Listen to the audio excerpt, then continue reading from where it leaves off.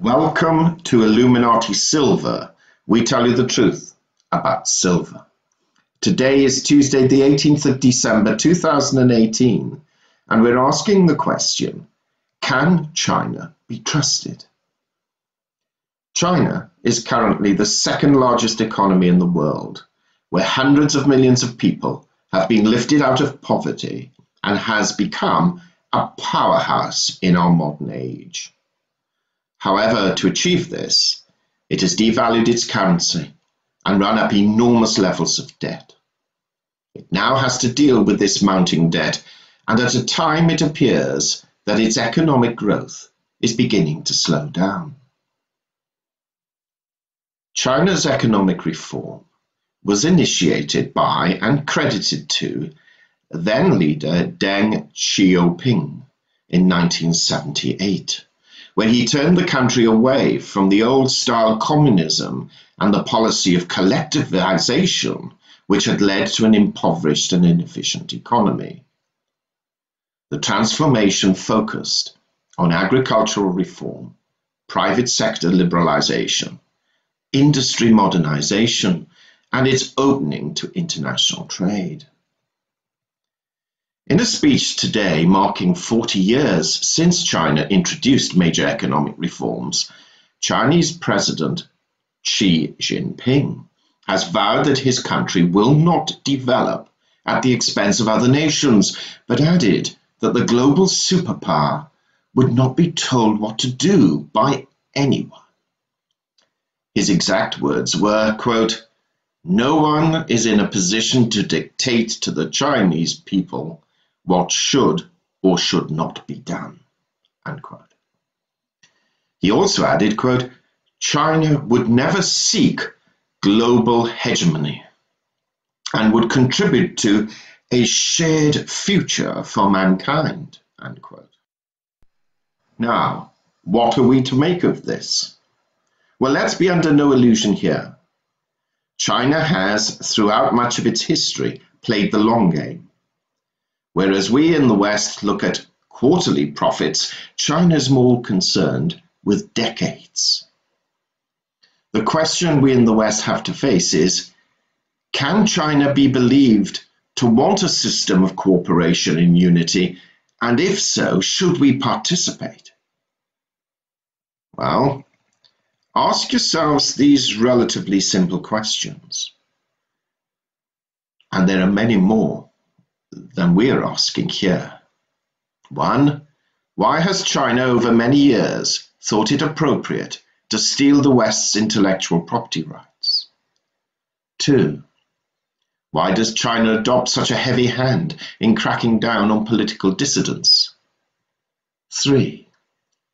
Why has it militarized islands in the South China Sea, threatening its Asian neighbors? 4. Why is it helping major infrastructure projects in Asia and Africa, saddling them with billions of debt to the Chinese nation? 5. Why is it keen to jump into markets and institutions and treaties that the US and other Western governments have left? 6. Why has it forged such close relations with what we in the West term a rogue nation, i.e. Russia? And 7. Why is it so keen to gain such vast levels of physical assets in the West, integrate itself into economic systems, and play a leading role in climate change, when it is one of the worst offenders? Can this country, possibly soon to become an empire, truly be trusted? What should be the West's reaction to it? Is President Trump right in imposing tariffs against it? And more importantly, will they work, or will he back down? Have we reached the stage whereas the West's very economic survival is predicated on the growth and successful development of China? And how will its recent slowdown affect us, and could it lead to a world recession? These are the sort of political, geopolitical, and macroeconomic questions we should all be asking ourselves and attempting to find answers to.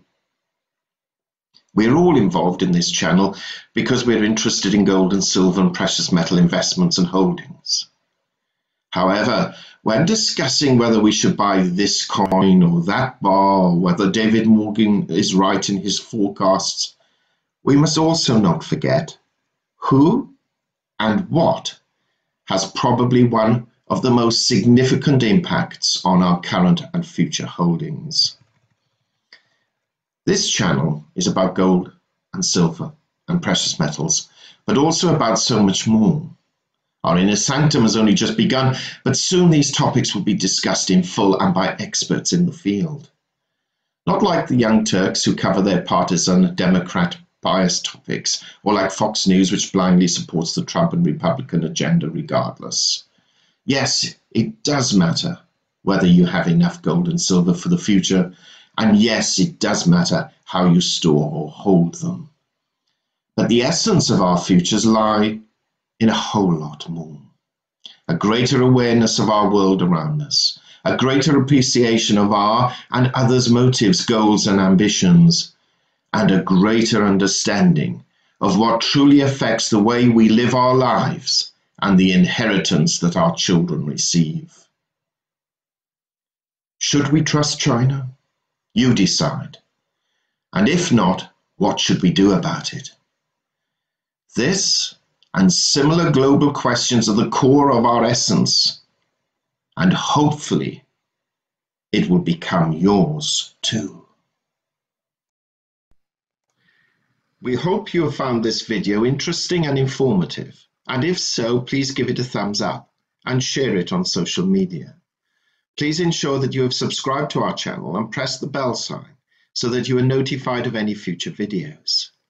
Also, kindly visit our website at illuminatisilver.com, and if you haven't already done so, please subscribe as a free or paying member for regular email updates and offers. Disclaimer: Illuminati Silver owners come from a background of banking, international wealth management, and economics. Having now retired from these worlds, we are not qualified to give investment advice. Therefore, this and other productions must not be deemed to be giving such advice and merely represent the personal views of its owners.